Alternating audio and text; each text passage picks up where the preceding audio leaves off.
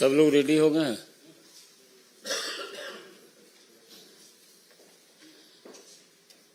मित्रों नमस्कार। अपने बीच भारतीय जनता पार्टी के वरिष्ठ नेता और गोवा के माननीय मुख्यमंत्री प्रमोद सावंत जी आपको संबोधित करेंगे।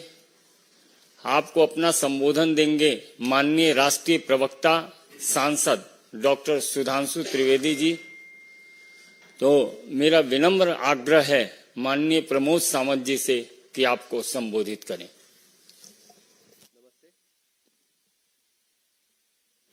नमस्ते। दिल्ली की प्रेस मीडिया का मैं सबसे पहले आपका बहुत बहुत स्वागत करता हूं।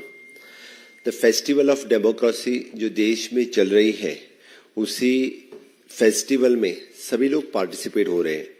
विकसित भारत का सपना साकार करने के लिए अब की बार 400 पार, फिर एक बार मोदी सरकार, ये तो अभी भारतीय जनता पार्टी का नारा नहीं, लोगों का नारा बन चुका है। जम्मू कश्मीर से कन्याकुमारी तक सभी लोग यानी विकसित भारत का सपना साकार करने के लिए मोदी जी के साथ हैं। मैं 3 दिन से दिल्ली में हूं, दिल्ली का प्रचार कार्य में जुड़ा हुआ हूं। मैं दिल्ली में लोगों को मिलता हूं, खास करके मेरे भाई और बहनें को जो दिल्ली में प्रचार दौरान मुझे मिलते हैं। उन्होंने मुझे एक ही सवाल पूछा कि 9 दिन से ये जो स्वाति मलिवाल केस में दिल्ली का सीएम अरविंद केजरीवाल कुछ भी क्यों नहीं बात कर रहे हैं, वो चुप क्यों बैठा है, किस कारण चुप बैठे हैं। उन्होंने कुछ तो इस बात पे क्लैरिफिकेशन देना चाहिए। मुझे लगता है कि इस तरह से जो स्वाति मलिवाल की केस में केजरीवाल जी की चुप बैठना वो खुद सब कुछ बता देता है। ये अभी आम आदमी पार्टी बची नहीं है। This is an anti Delhi anti women party हो गई है। It is anti Delhi anti women party बन गई है। जो उन्हीं की एक सांसद 20 साल से केजरीवाल की सहयोगी और मुख्यमंत्री के 120 करोड़ के शीश महल पर उनके उत्पीड़न होता है, उनके ऊपर एक अत्याचार होता है और खुद उस घर के मुखिया यानी वो तो गवर्नमेंट बंगलोज है और उसमें जो उत्पीड़न होना और उसके ऊपर जो सीएम कुछ न बोलना, वो कुछ भी बात न करना, ये तो बहुत ही बेशर्मी जैसी बात है। मुझे लगता है कि उन्हीं के जो संजय सिंह जब प्रेस कॉन्फ्रेंस लेते हैं और उस प्रेस कॉन्फ्रेंस में वहां पे जो सीएम हाउस में उत्पीड़न हुआ है उसके ऊपर यानी स्वाति मलिवाल के ऊपर वो एडमिट भी कर लेते हैं और इसी के ऊपर 3 दिन के बाद केजरीवाल इसके ऊपर कार्रवाई करेंगे, ये उनकी खुद की प्रेस कॉन्फ्रेंस है। और 3 दिन के बाद जब फिर विभव कुमार जो केजरीवाल के पहले पीए रह चुके थे, उनको खुद केजरीवाल अपने गाड़ी में लेके सीएम हाउस से लखनऊ लेके जाते हैं, ये क्या दर्शाता है? मुझे लगता है कि केजरीवाल खुद होके इस कॉम्प्रोमाइज करने के लिए स्वाति मलिवाल पर प्रेशर डाल रहे हैं। और इसी तरह से उन्होंने सोनी मिश्रा जी के मामले में भी किया था। तब सोनी मिश्रा जी ने नरेला के आम आदमी के विधायक के खिलाफ उत्पीड़न की शिकायत की थी, लेकिन केजरीवाल द्वारा कॉम्प्रोमाइज करने की सलाह के बाद उसने आत्महत्या को मजबूर होना पड़ा। स्वाति मलिवाल को एक पूर्व पीए जो उत्पीड़न करता है और विभव कुमार यानी किस हैसियत से जो सीएम हाउस पे रहता है, इसका भी आंसर मुझे लगता है केजरीवाल ने देना पड़ेगा। समझो विभव कुमार का कुछ भी इसमें इन्वॉल्वमेंट नहीं है तो खुद यानी अपने मोबाइल का फॉर्मेटिंग क्यों करता है, ये उन्होंने बताना पड़ेगा। जब दिल्ली पुलिस इंक्वायरी के लिए सीएम हाउस पे जाती है तो सीएम हाउस वहां के सीसीटीवी फुटेज जब ब्लैंक फुटेज क्यों देती है? जब वह गुमराह करने की बात सीएम हाउस से हो गई है, जो पेन ड्राइव पे यानी ब्लैंक फुटेज देने वाली वहां की सीसीटीवी फुटेज यानी पूरी गायब कर देना, ये क्या दर्शाती है? मुझे लगता है कि इस तरह से सीएम हाउस में सीसीटीवी फुटेज गायब करना, यानी खुद विभव कुमार को वहां पे यानी छुपा के रखना, ये सब कुछ यानी इस केस में यानी बिल्कुल उनका विभव कुमार का ही हाथ है, ये दर्शाती हैं। मुझे तो लगता है कि ये जो केजरीवाल इंडिया अगेंस्ट करप्शन की बात कर रहा था, आज जो खुद इंडिया अलायंस में है और इंडिया अलायंस की एक लीडर मैं लड़की हूं तो लड़ सकती हूं, ये जो बात कहती हैं, तो ये महिला सांसद के ऊपर इस तरह से उत्पीड़न होने के ऊपर एक ब्रश शब्द भी न निकालती, वो क्यों, ये आंसर देना चाहिए। 13 मई को जो इंसिडेंस हुआ, इसके ऊपर जो बड़ी बड़ी बातें करती हैं, यहाँ से मुंबई जाके यानी सभा एड्रेस करती है, यहाँ पे प्रेस कॉन्फ्रेंस एड्रेस करता है, यहाँ पे रोड शो में जो जाते हैं, तो केजरीवाल इसके ऊपर एक टिप्पणी क्यों नहीं कर रहा है कि स्वाति मलिवाल के केस में क्या हुआ, ये लोगों को क्यों नहीं बता रहा है। खुद दिल्ली की महिला भगिनी पूछ रही है, मुझे पूछा तो उन्होंने आंसर, कम से कम तो मुझे लगता है कि दिल्ली सीएम ने इसके ऊपर आंसर देना जरूरी है।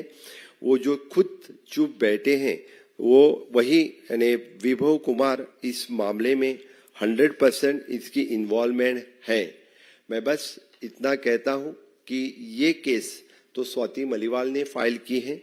स्वाति मलिवाल आम आदमी पार्टी की सांसद रह चुकी हैं, उनकी 20 साल से वो सहयोगी रह चुकी हैं, और ये केस तो मुख्यमंत्री के निवास पे हुआ है और केस भी दर्ज स्वाति मलिवाल ने ही किया है। यहाँ पे भारतीय जनता पार्टी की कोई इन्वॉल्वमेंट नहीं है, लेकिन इसका क्लैरिफिकेशन आम आदमी पार्टी ने देनी चाहिए। जो आम आदमी पार्टी का मुख्यमंत्री केजरीवाल आज बेल पे बाहर हैं, उसकी कोर्ट की गारंटी है कि वो 2 तारीख को अंदर जाएगा। ये हमारी गारंटी नहीं है, ये कोर्ट की गारंटी है। 100% वो 2 तारीख को अंदर जाने वाले हैं। लोगों को फिर से एक बार गुमराह कर रहा है कि इंडिया अलायंस की गवर्नमेंट 4 तारीख को आने वाली है। कभी भी इंडिया अलायंस की गवर्नमेंट नहीं आएगी। मोदी जी फिर एक बार यानी 400 सीट के साथ जीत के आएंगे और एनडीए की सरकार बनेगी। इसीलिए जो शराब के घोटाले में जिनके 2 मिनिस्टर्स अभी भी अंदर हैं, शराब के घोटाले के पैसे उन्होंने गोवा हो या पंजाब, गुजरात, इस जैसे राज्य में जिनका यूज किया, वही कि उन्हीं के ऊपर लोगों का विश्वास नहीं है। उन्हीं के बिल्कुल यानी उन्हीं की गारंटी कोई नहीं यानी गारंटी कर सकता है। इस देश में एक ही गारंटी है, वो मोदी जी की गारंटी है, और उसी मोदी जी की गारंटी के ऊपर भरोसा करके विकसित भारत 2047 का सपना साकार करने के लिए पूरे देश भर के युवा, महिला और सभी लोग यानी जो विकसित भारत का सपना करने के लिए मोदी जी के साथ है। मेरा विनम्र निवेदन माननीय सुधांशु जी से है कि आपको संबोधित करें। मित्रों, माननीय प्रमोद जी ने अभी आपको ये बताया कि दिल्ली से बाहर आकर यदि दिल्ली की जनता के मध्य में कोई भी व्यक्ति घूमेगा तो उसे दिल्ली की जनता की वेदना और पीड़ा दोनों का अनुभव होगा। और एक महत्वपूर्ण बात भी ये आई कि ये केजरीवाल जी वही व्यक्ति है ना जो कहते थे मैं दिल्ली के चप्पे चप्पे पे सीसीटीवी लगवा दूंगा। ये सब तो इनके दावे थे, और आज हालात ये है कि मुख्यमंत्री आवास के एक चप्पे का सीसीटीवी फुटेज अवेलेबल नहीं है।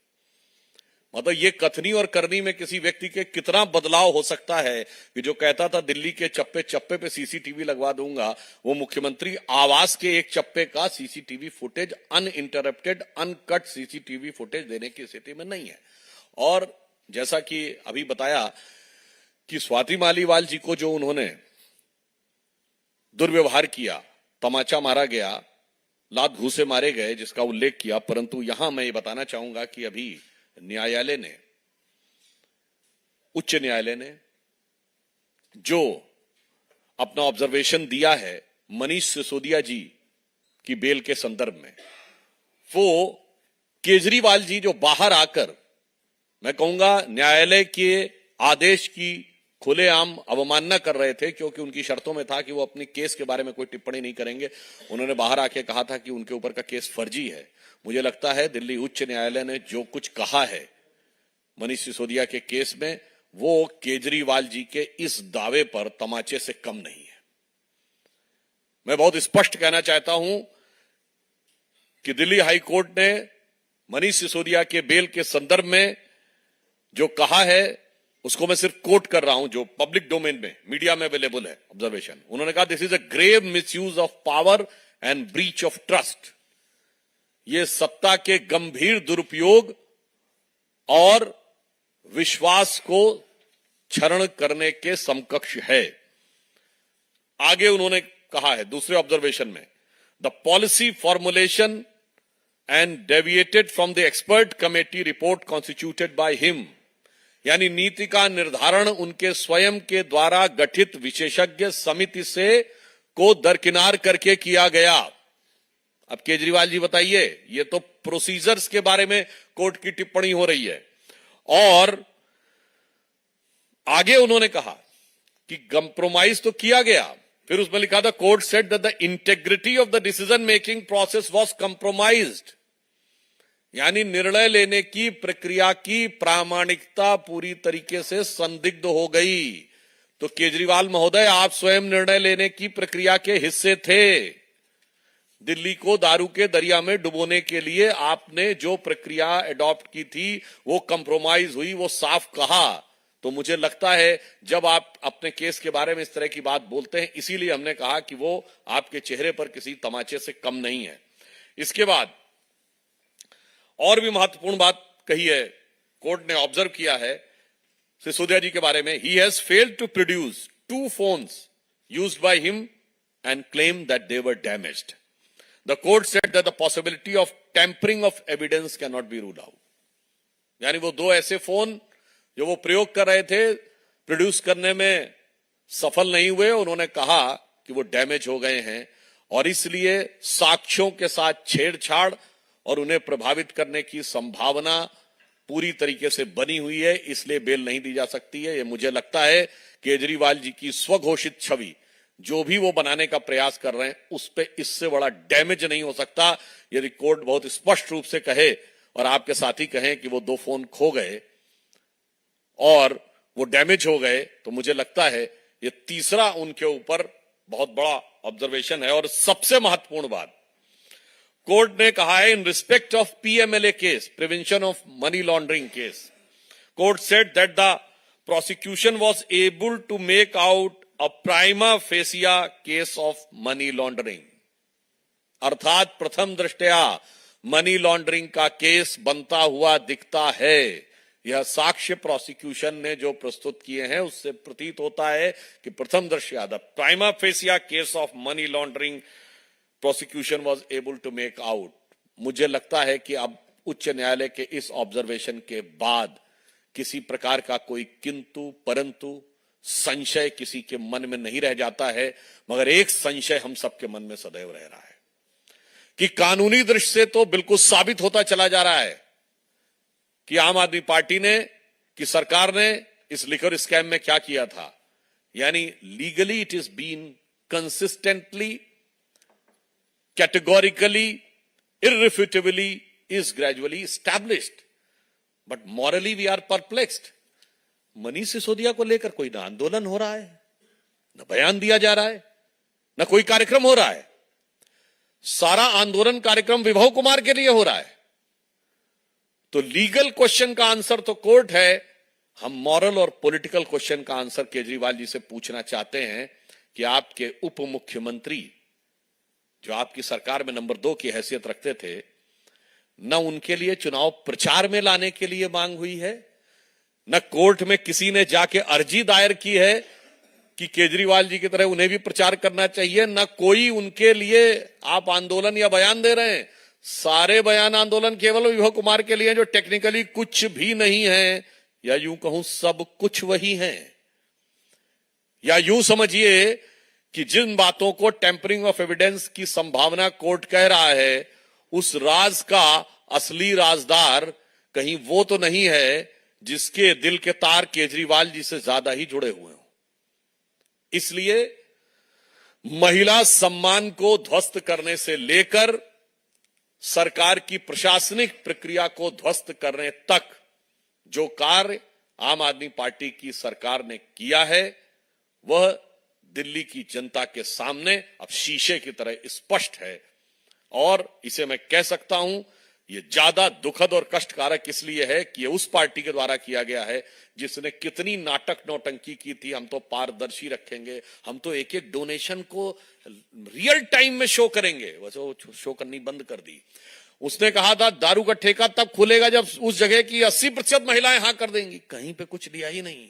वो कहते थे right to reject, right to recall देंगे, वो तो किया ही नहीं। जो कहते थे अपना लोकपाल रखेंगे, वो टोपी ओपी तो फेंक दी और अपनी पार्टी में जो लोकपाल बनाया था उसको भी फेंक दिया। इसलिए इस दिल्ली की जनता के साथ जो छल हुआ है और देश की जनता के साथ जो भ्रम करने का प्रयास किया गया है, मुझे लगता है देश की जनता इसका समुचित और प्रभावी प्रत्युत्तर देगी।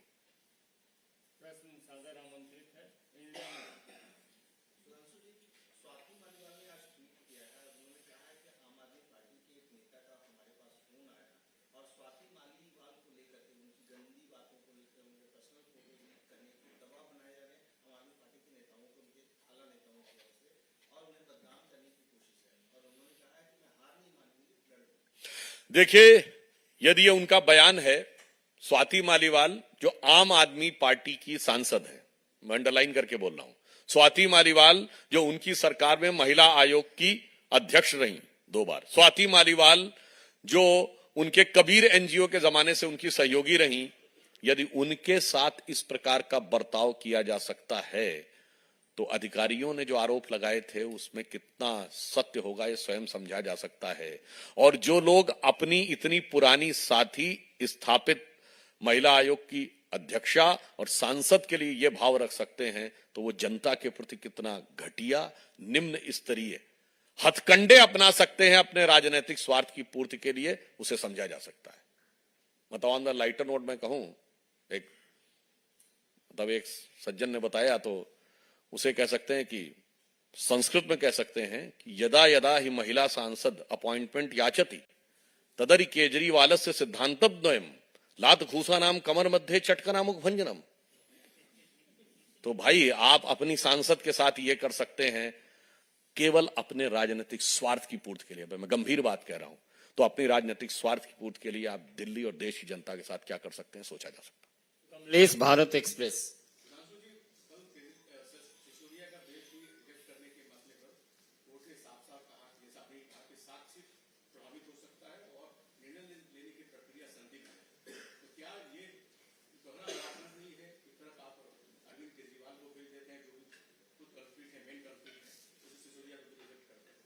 देखिए, जो हाई कोर्ट ने कहा है उससे केजरीवाल जो अपने स्वघोषित दोहरे मानदंड बनाने का प्रयास कर रहे हैं वो दंड पूरी तरीके से ध्वस्त हो गया उनका मानदंड। वो कहते थे कि केस फर्जी है और हाई कोर्ट के ऑब्जर्वेशन में बाकायदा बिंदुवार लिखा हुआ है। अब उनसे बता दीजिए कि अगर वो केस फर्जी है तो इतने सारे लैपटॉप और मोबाइल ये क्यों नष्ट करने पड़े। और देखिए, आपको एक मजेदार बात बताऊं, इनका चरित्र कितना फर्जी है। याद करिए, इन्होंने कहा था कि पंजाब के मुख्यमंत्री से बात हो रही थी, अचानक कॉल ड्रॉप हो गई, ठीक, और फिर मिलाया तो उन्होंने कहा उसके तो फोन में बैलेंस खत्म हो गया था। यही बोला था ना। ये बताइए, माननीय मुख्यमंत्री एक प्रांत के हमारे साथ बैठे हैं, मुख्यमंत्री का फोन प्रीपेड वाला होता है जिसका बैलेंस खत्म हो जाए। सोचिए कितना फर्जीफिकेशन ये लोग फैलाते हैं। अच्छा सुनिए और मजेदार बात, इस शराब घोटाले में जो फोन नष्ट किए गए वो आईफोन है, जो सबसे कॉस्टली फोन होते हैं। 60,000 70,000 से कम का कोई फोन नहीं आता है। 1 लाख और 1.25 लाख के फोन होते हैं। जरा लाख रुपए का फोन यूज करने वाला एक व्यक्ति दिखाइए जो प्रीपेड फोन पे बात करता हो। मतलब नष्ट तो हुए आईफोन और बात कर रहे थे प्रीपेड फोन से, तो साफ समझा जा सकता है कि ये अंदर से कुछ और बाहर से कुछ और नजर आते हैं। बाखुदा आगे की चीज आप अपने आप समझ पाते हैं। मोहित भट्ट, टाइम्स नाउ।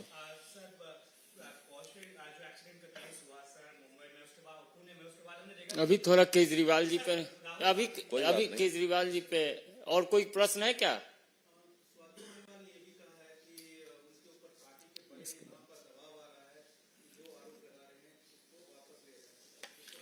देखिए, जिस प्रकार का दुर्व्यवहार स्वाति मालीवाल जी के बारे में चर्चा में आ रहा है, ये आम आदमी पार्टी की टिपिकल कैरेक्टरिस्टिक सहज प्रवृत्ति का प्रतीक है। आप याद करिए, ऐसा ही आरोप प्रशांत भूषण और योगेंद्र यादव ने भी लगाया था, ऐसा ही किरण बेदी के साथ हुआ था।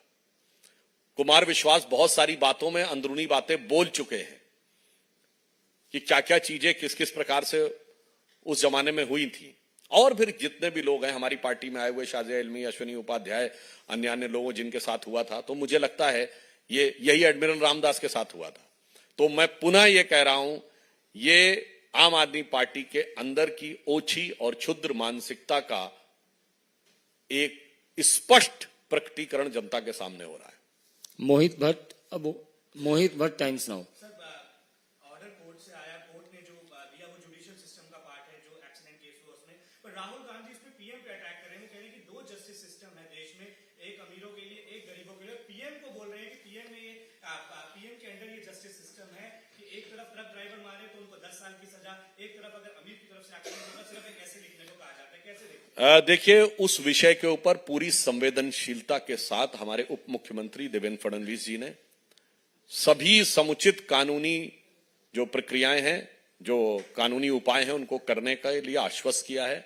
मुख्यमंत्री शिंदे जी ने भी इस विषय के ऊपर टिप्पणी दी है। परंतु राहुल गांधी जी अगर ये कहते हैं तो ये उनकी मानसिकता दर्शाता है। जुडिशियल सिस्टम क्या नेता के अंडर में होता है?